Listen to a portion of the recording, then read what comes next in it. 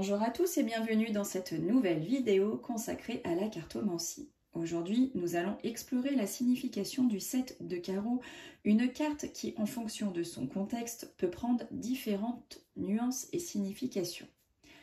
Alors, au niveau historique, avant de nous plonger dans le 7 de carreau, il est essentiel de comprendre que chaque carte en cartomancie peut être influencée par les cartes qui l'accompagnent dans un tirage. Ainsi, le 7 de carreau n'échappe pas à cette règle et peut avoir des interprétations variées en fonction de son environnement.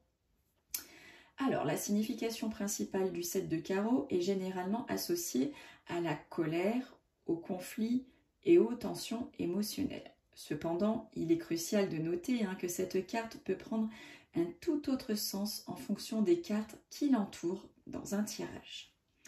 Alors, par exemple, si le 7 de carreau est entouré de cartes positives, il pourrait indiquer une résolution des conflits ou une prise de conscience bénéfique. A l'inverse, s'il est accompagné de cartes négatives, il pourrait souligner des défis plus importants à surmonter.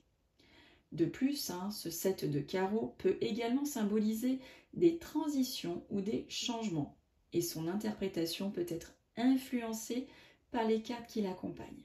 Par conséquent, il est toujours important d'examiner le 7 de carreau dans le contexte global du tirage.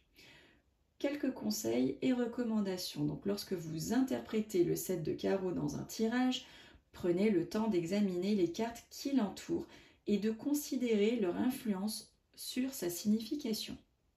Soyez ouvert à différentes interprétations et faites confiance à votre intuition pour guider votre lecture.